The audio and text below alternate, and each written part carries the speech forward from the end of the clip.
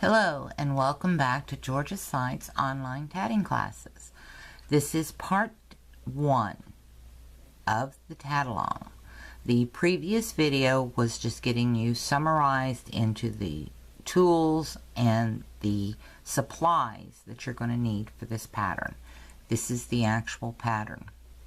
Now today we have 2 shuttles wound continuous thread method. That means there's no break in this thread.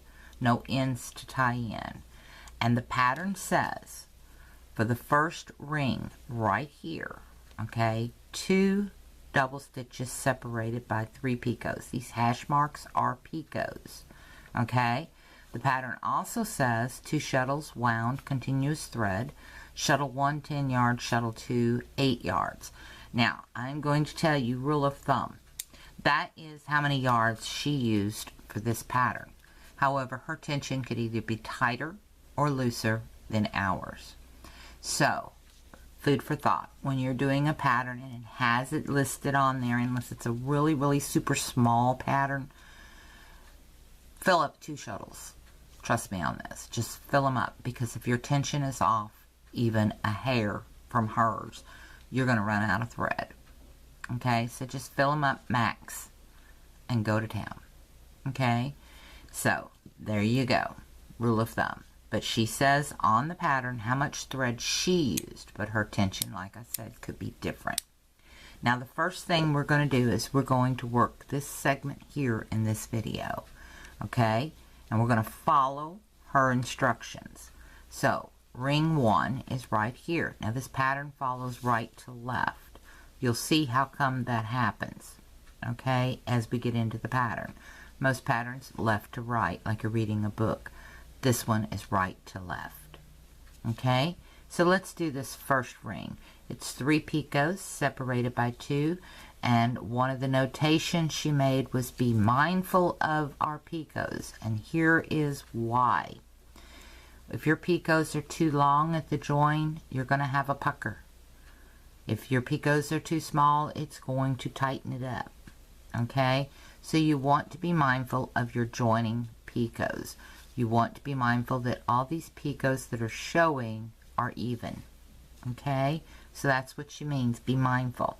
Now, I've got my first 2 double stitches on, and if I look at this pattern, I'm going to join right here. So I need to make a very small picot. Now, I don't measure with a picot gauge my small joining picots because I've got such a feel for it.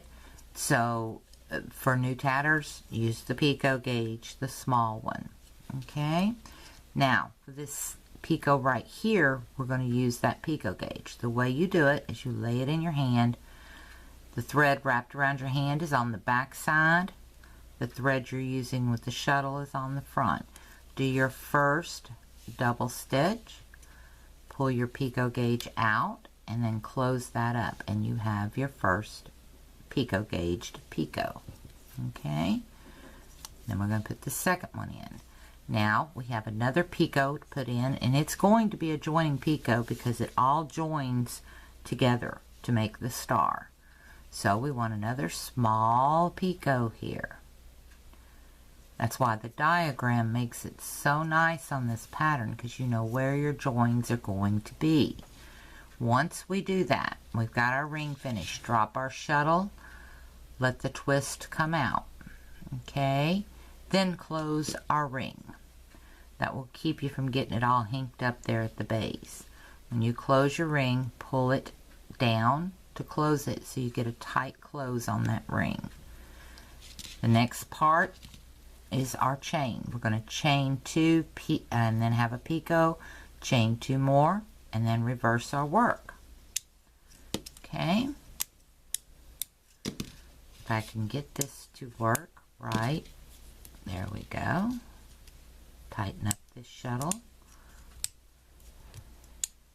Be sure not to pull your ring loose. If you do, take your thread and pull it back towards the other direction. It will tighten that ring up. Okay, now here we go. This is traditional, so we've reversed our work, and we're going to start again. Traditional tatting has no front side or back side. Now here's our picot gauge. We pick it up, we put it in there, and then we do our other 2 double stitches. Okay, and then we have our chain. Alright, then we reverse our work.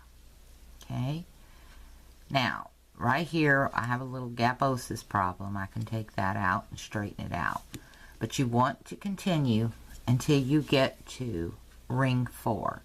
When you get to ring 4, stop. Okay, and you're going to join each consecutive ring right here in this little picot right here. That's our joining picot. So continue on with ring 1, 2, and 3, chain A, B, and C. Then do ring 4 and stop. Okay, and follow your instructions. And when you get to ring 4, that's where we've got this little red mark here. It says do not reverse work. I'm going to show you how to do that in the next video. So, moving on to video number 2.